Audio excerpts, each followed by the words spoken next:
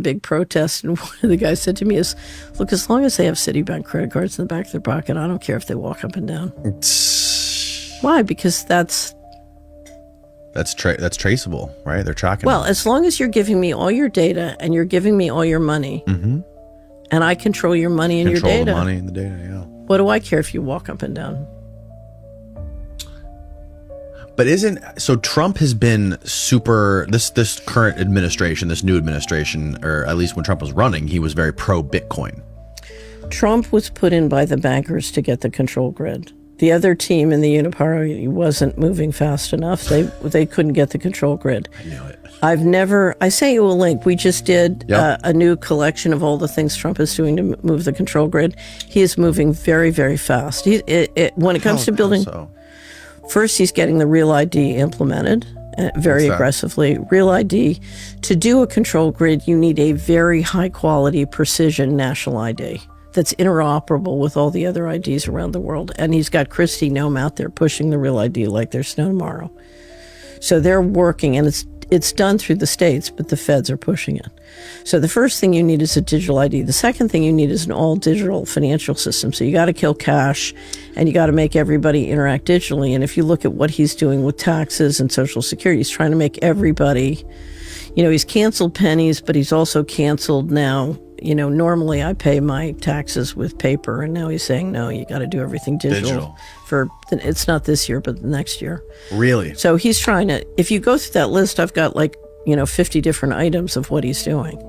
And if you look at what they're doing with the Genius Act and stablecoin, he said no CBDCs, but stablecoin. So I don't know if you've read the Genius Act, which is the new plan for stablecoins. Okay. A CBDC would be issued by the Federal Reserve, so presumably the New York Fed and the Fed member banks, okay? Now, they are owned by their members. So Citibank, JP Morgan Chase, they own, as members, they own the New York Fed and, basically govern it, okay? And the New York Fed is the depository for the Treasury, and the different banks work as agent to do those transactions, okay? So now under the Genius Act, what they're saying is the guys who own the New York Fed are all going to create subsidiaries and issue stablecoin, which will be interoperable and can work with a social credit system. Now, here's the beauty of it. The New York Fed, under the law, has direct obligations to Congress, and Congress has jurisdiction over them. If you do it through the owners of the Fed, through their private subsidiaries, you're going to have some degree of freedom. So it gives you more freedom. Oh, my God. Yeah, so if you think this is improvement, you have another thing coming. Anyway, but what they're planning to do on stablecoin, which I have to say as a financial matter is quite clever. Remember the pallets of cash you sent to Iraq? Oh, yeah. Okay. This is going to be the digital equivalent of the pallets of cash sent to Iraq, because what they want to do with stablecoins. So a stablecoin is just a bank deposit or a treasury bill or bond. So it's fully collateralized by $1. You put $1 in, and these stablecoins are going to, you have some stablecoins that do gold or other things, but these are going to be $1. And this is going to create a huge market for the treasury bills and bonds. And the bank subsidiaries will create the stablecoins, so it'll be fully collateralized in treasury bonds or bills. But then you can send them out on Google Payment and Apple Payment and all the wallets around the world. And literally, you can get people from Bolivia to South Korea coming into your state and using stablecoins. So you're literally going to tender for the global population, try and get everybody off of their local currency into stable coins, and you're going to pump out massive amounts of private credit to make it really attractive. So you're just going to hand out money and get everybody on the dollar. And you don't think the BRICS would try to compete with this? Of course. They would, right? Yeah, of course. And do you think this is something that could legitimately be implemented? And if so, how soon do you think they would start doing this? I think as soon as you pass the Genius Act, it can go very, very fast. And where are we at right now with the Genius Act and it getting passed? I'm assuming it's going to pass sometime soon. If it doesn't pass before the session breaks, it'll pass in the fall. It's my guess. So it could, you could really see the world rock. Now, our problem in America, Is Trump aware of all this stuff, or what do you think? What do you think what is his motive in all of this, or not his motive, but is he basically a useful idiot here? so I don't know Trump. Yeah. I lived in New York for 11 years, and the PR firm we used did his business too. Everything I know about Trump, I know from Howard Rubenstein and Oh, company. wow. Anyway, but I think Trump is in a box, and all I see, I have to judge people by what they're doing, and what it looks to me like Trump and Musk are implementing the control grid at high speed.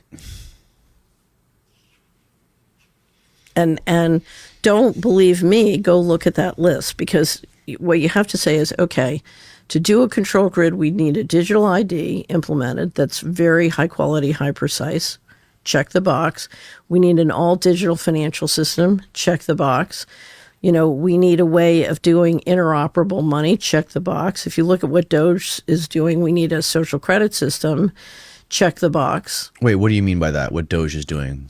Doge is, from what it looks like to me, and I'm basing my assessment of what I know from Doge includes, I read the Financial Times, I need to read the Wall Street Journal, and I need to read Wired. Wired has done a very thorough job of trying to document what's happening in the systems.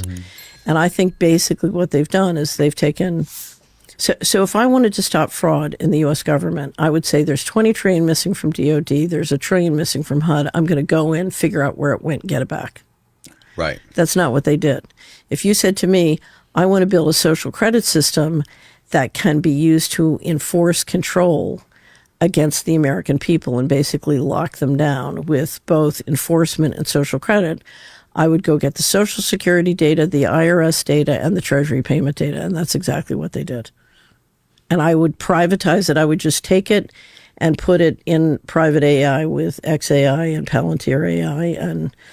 And if Palantir still has the contracts with Treasury and the IRS to enforce, you got everybody. And you add Kennedy's aggregating the healthcare data, you put it with the healthcare data. Now they've been aggregating this kind of data. I used to call it the data beast.